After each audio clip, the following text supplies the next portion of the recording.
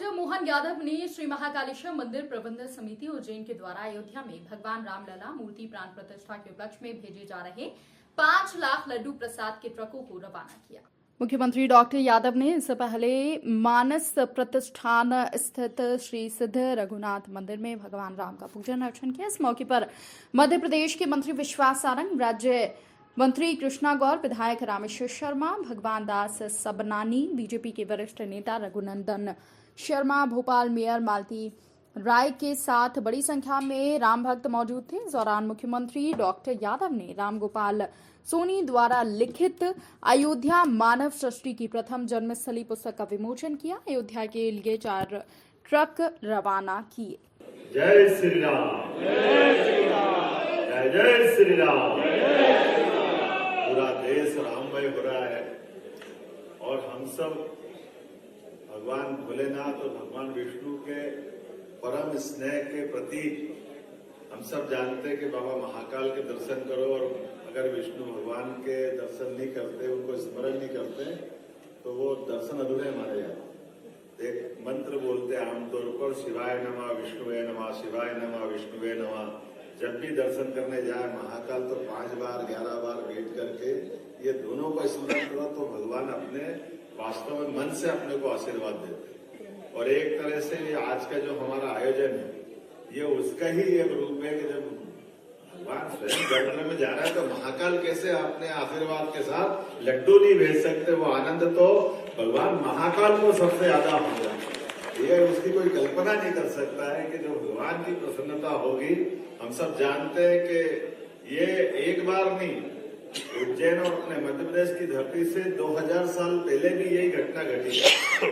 और ये मुझे तो अवैधनाथ जी के शिष्य और वर्तमान में उत्तर प्रदेश के मुख्यमंत्री माननीय योगी आदित्यनाथ जी ने बताया कि ये जो वर्तमान की अयोध्या का रूप है या इसका जो स्वरूप भौगोलिक दृष्टि से, ये 2000 साल पहले सम्राट विक्रमादित्य के काल में ये पूरी अयोध्या को जीर्णोद्धार करके वापस नया रूप देकर, और ये जो मंदिर भी 84 काले कसौटी का खंबे वाला मंदिर, ये मंदिर भी सम्राट विक्रमादित्य द्वारा बनवाया गया है। तो वो जो एक अलग प्रकार का 2000 साल पहले का समर्पण अपने प्रदेश का उज्जैन से अयोध्या का संबंध बनाने का था, एक तरह से वो वापस ये युग हमारे अपने सामने पलट रहा है, अपनी आंखों के सामने दृश्यमान हो रहा है। सच्चे अर्थों में भगवान ने तो अपना जीवन पूरा किया, लेकिन महर्षि वाल्मीकि के माध्यम से उनके जीवन के विविध प्रसंगों को जिस प्रकार से जन जन तक पहुंचाने का काम हुआ है, सच्चे अर्थों में ये बात बिल्कुल अद्भुत है। वाल्मीकि जी के बाद में तुलसी रामायण तक बहुत सारे प्रकार के रामायण और पूरे जीवन के सभी प्रसंगों को रोम रोम तक समाने। भगवान राम को तो आए और गए में 17 लाख साल हुए, लेकिन 17 लाख साल बाद भी वो घटना ऐसी लगती जैसे कल की बात। उससे सीखने के प्रसंग अभी हाल धारण करो।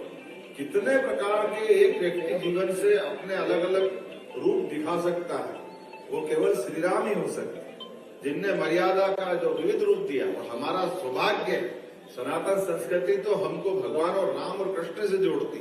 मर्यादा का पाठ, मर्यादा धारण करने के लिए भगवान श्री राम का अलौकिक दिव्य भव्य स्वरूप हमको दिखाई देता, और मर्यादा का पालन कराने का अधिकार भी भगवान कृष्ण के माध्यम से, कि कोई मर्यादा तोड़ के देखे, भगवान श्री कृष्ण उसको अपने आप में मर्यादा लाने के लिए वो सारे प्रसंग जोड़ते हैं जिनमें वो अपने जीते जी भगवान के रूप में धारण हो जाते हैं, भगवान के रूप में माने जाते हैं। तो मैं आज के इस अवसर पर, चूंकि अवंतिका वो धाम है जिनने हम सब जानते हैं कि अवंतिका का एक लघु रूप ऐसा भी माना जाता है कि पूरी सृष्टि किसी ने नहीं देखी हो, पूरी पृथ्वी नहीं देखी हो, तो उज्जैन देख ले।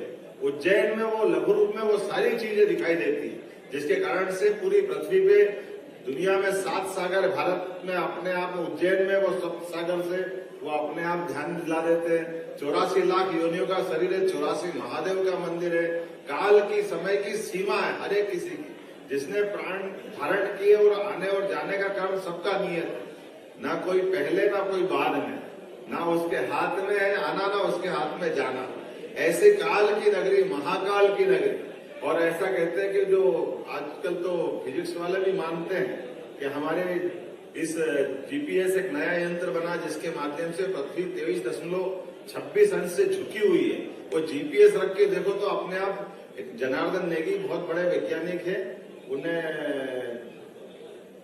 जियोग्राफी की दृष्टि से जब यह यंत्र आया और अभी उनको बताया कि डोंगला नामक स्थान पे वो केंद्र थोड़ा समय के साथ खसक गया, तो उज्जैन से 70 किलोमीटर के रेडियस में आता जाता है, लेकिन सेंटर पॉइंट निकालने के लिए जीपीएस लगाओ तो तुरंत ध्यान में आ जाता है।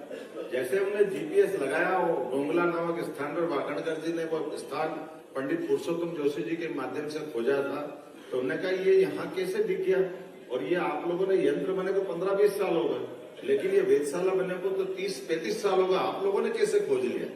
हमने कहा हमने नहीं खोजा, एक नारायण नाम धाम है पास में ही आओ, और नारायण वो धाम है जहाँ भगवान कृष्ण और सुदामा ने 5000 साल पहले भी जाकर के वो एक तरह से उस केंद्र की खोज उस सांदीपनि आश्रम के माध्यम से की। तो ये जो हमारा प्राचीन ज्ञान है, उस ज्ञान के आधुनिक यंत्रों से आज पुष्टि कर रहे हैं। ये उसी प्रकार से जैसे 5100 साल पहले भेंट द्वारका अगर डूबी हुई रूप वहां दिखाई देता, अब नासा आज कार्बन डेटिंग पद्धति से उसकी आयु की गणना करके बताती है कि हाँ ये घटना हुई थी और ये उसके अवशेष, जैसे उसी प्रकार से जैसे हमको राम सेतु के अवशेष मिलते हैं, पता नहीं कितनी प्रकार की आत्माएं घूमती है, भगवान उन सबको भी एक तरह से सद्बुद्धि प्रदान करे, कैसा भाव लाते हैं। आज भी भगवान के गर्भगृह में प्रवेश करने के मामले को भी जाने अनजाने क्यों विवाद में बनाते, परमात्मा ही जाने। मंदिर बनाने वाले मंदिर बना रहे हैं, भगवान के प्रतिष्ठा करने वाले प्रतिष्ठा करा रहे हैं। अब प्रेम से निमंत्रण दो तो निमंत्रण पे भी प्रश्न उठाते हो, निमंत्रण ठुकराने के भाव लाते हैं। क्या दुर्भाग्य परमात्मा, ऐसा अभागा तो कोई पृथ्वी पे कौन हो सकता है, लेकिन ये अभागे तो है ही है और एक बड़े दल के नेतृत्व करता भी।